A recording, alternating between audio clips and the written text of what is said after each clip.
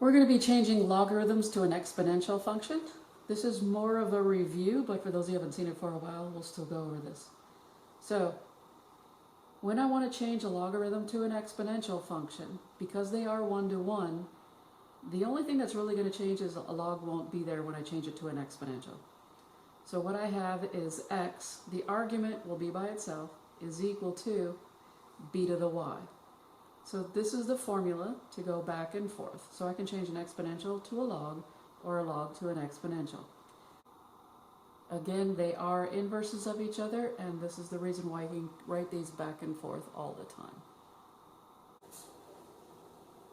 So we're going to go over changing a logarithm to an exponential function. We have log base 2 of x equals -3. So what I'm going to do is underneath this logarithm, I'm going to write the formula right here. Okay, so the formula is log base b of x equals y. B is equal to 2, x is x, and y is -3. And I want to change this from a logarithm, so notice I'm using the definition, and I'm going to change it to an exponential. I am now going to, once I use the basic formula, I'm going to replace x, b, and y with what I pointed them out to be in the original problem. So I have x was x, b was 2, and the y was a -3.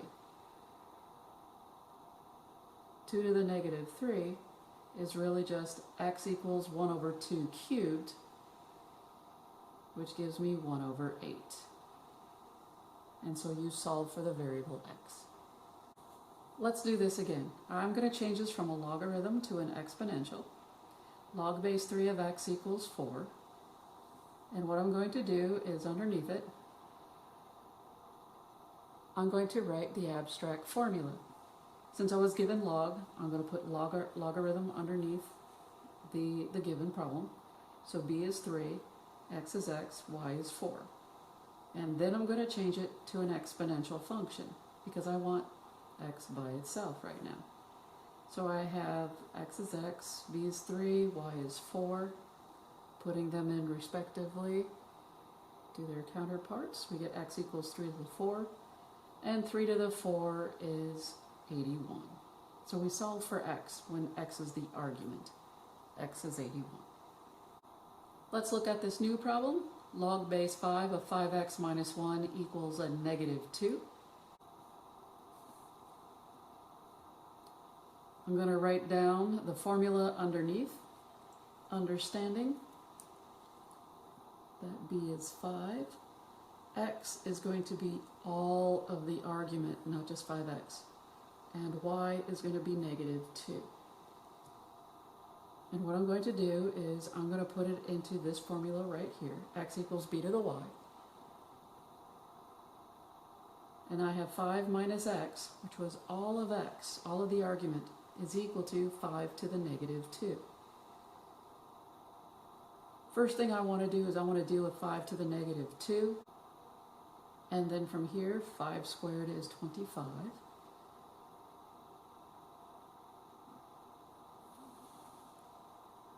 Then I'm going to add 1 to both sides. Because I'm adding 1 to both sides, I got to add those two together. So 1 is like 1 over 1, and the LCD is going to be 25. So 1 can be rewritten as 25 over 25. And that gives me 26 over 25 is equal to 5x. Now, you don't want to divide because you already have a fraction going on the right-hand side. So what you want to do is multiply by the reciprocal. So you want to multiply by 1 over 5. By multiplying by 1 over 5, it is very much easier to cancel these out, and we multiply by this fraction. Because if you were to divide, you would end up like this, and I would mark you wrong because you don't know what to do from there. But by multiplying by a reciprocal, you can see that it made life a lot easier, and you're able to solve it And you're just able to solve it cleaner and more easily without racking your brain over it. We have log base 4 of 2x minus 1 equals 1/2. Again, underneath it, we're going to put the definition. So b is 4, x is all of that, 2x minus 1, and y is 1/2. And we're going to replace x, b, and y with their respective counterparts. So x is 2x minus 1, b is 4, y is 1/2. Oh, now we got a 1/2, so we have to worry about that one. So, looking at our original problem that we fit in all of our x and y's respectively, now it's time to solve for x. 4 to the 1/2 is the square root of 4. Square root of 4 is 2. Now, understand something. I know somebody out there is probably screaming at their TV screen or computer screen going, "That's not right, you messed up." And I'm like, no, I did not mess up. All right? I did not take the square root of both sides. I did not. It was already given. It was already there. So it is understood that when I take the square root of 4, it is just a positive 2. Only when I take the square root of both sides do I get a plus or minus sign. Even calculus students argue with me with that one. If it was given, I don't get plus or minus. So the square root of 4 is just 2. What I need to do now is get the 2x by itself. So I'm going to add 1 to both sides. And I get 2x equals 3. And then just divide by 2 so I can get x by itself. Okay, so far we've done a lot of solving but not really checking anything. And when you start to see stuff like an x squared or you have more than one answer, you probably want to start checking. Now, most of the answers that we got were all positive, and so that did not bother me. When it's positive and I put in for x, remember the argument cannot be negative. Right? If you don't remember that, we'll go over it again. But right now, I have a power of 2. This is going to let me know that when I see more than a power of 1, I'm going to have to check my answers on these because not everything will work. So, first thing that I'm going to do is change it to an exponential function. So, we have b to the 5, x is all of this, and y is 1. And then we're going to replace them by substitution.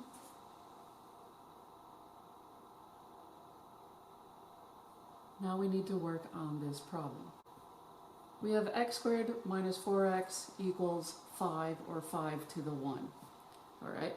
Now, the highest power in this problem is 2. What does that tell us about this problem? Because the highest power is 2, this problem has to be set equal to 0. We need to set it equal to 0. Powers of 2 are the most finickiest creatures in all of math. So we move the 5 over to the other side. Now that we moved 5 over to the other side, so we subtracted 5, we now have to factor this. Now that we've factored it, we're going to set x minus 5 to 0 and x plus 1 to 0, and we're going to solve for x. We have 2 values. We need to check these. So the first answer I'm going to check is x equals 5. Our problem was log base 5 already, so that's not the 5 that I'm putting in. It was x squared, so this is 5 squared minus 4 times x, and x is 5. And it equaled 1. So I'm plugging it back into the original problem that we got. X squared minus 4x. I want to simplify the argument because I need to make sure that this is a positive number. Now you could stop here and you go 25 minus 20 is 5 and I'm good to go. And you're right, but I'm going to go one step further. So I got an answer of 5, and this is positive, and we're good. And if I look at the way this is rolling, log base 5 of 5 does equal 1. That is true. So, but the main thing I'm looking for is to make sure that this argument here is positive. Since this is good, then I like it, and I'm going to use 5 as an answer. We need to check when x is a negative 1. So one more time, this is going to be x squared minus 4x. Negative 1 squared minus 4 times a negative 1. We have log base 5 of 4 plus 1. So this answer is a positive 5. And since we got a positive argument, then this is good. I like this answer. So you're going to have both answers working for this problem. Will that always be the case? The answer is no, which is why you have to check your answers for logarithms, because you can get a false answer, and that is bad, and those are the ones you want to throw away. Let's look at another type of problem that you could encounter on your homework. Log base 2 of x plus 2 plus log base 2 of x minus 2 equals 5. I have 2 logarithms. You always want one logarithm when you're trying to solve. So, since this is plus, they have the same base. I'm going to combine these into 1. So this is going to be the product rule. So they are going to be multiplying each other when I do this problem. From here, I foiled, so x plus 2 times x minus 2 is really x squared minus 4. Now that I've simplified my argument as much as I can, what I'm going to do is I'm going to use the logarithm property and change it to an exponential. So I have log base b of x equals y. B is 2, x is x squared minus 4, y is 5. And I'm going to change it to an exponential. So by substitution, I get x squared minus 4 equals 2 to the 5th. So let's work with this problem right now. 2 to the 5th is 32. What I'm going to do is, since we know radicals now and we know a lot of other stuff, I'm going to add 4 to both sides. X squared is equal to 36. I am then going to take the square root of both sides. And remember, when I take the square root, notice I'm doing it to both sides. Since I am doing that, that is when the plus or minus happens. If it was given, you don't do squat with it. But when you do it, that's when you get the plus or minus. So I should have 2 answers. The plus or minus will help me with those 2 answers. And my x is plus or minus 6. I have to check these no matter what to make sure that they both work. Again, throw out anything that is giving me a negative argument. I don't want false answers. It does not work. You can even try it on your calculator. It does not work. You get an error. So I'm going to check my answers using positive 6 first, because this was x plus 2 and x minus 2. So x here is 6. 6 plus 2 is 8. We're good. 6 minus 2 is 4. We're good. So we're okay. So I can use it. So all I really care about is my argument positive? Are they both positive? Yes. Therefore, we're good to go, and I'm okay with that. True doesn't really mean anything for true, meaning for me, that just meant that the arguments were positive. That's all the true means. When I plug in a negative 6, I got negative 6 plus 2. Automatically a negative 4. We're already seeing this is false. Now, I also have a negative 6 minus 2. That gives me a negative 8. Now, both of them are false. That is fine. If one of them is false, we are completely done. We don't have to work it.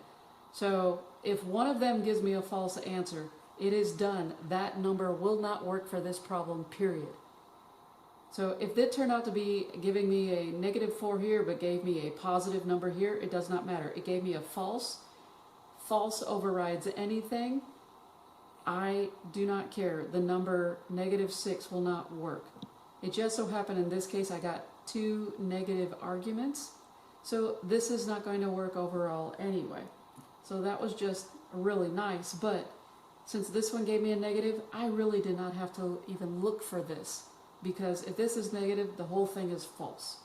So only x equals 6 is the good answer in this case, because it makes all of my arguments positive.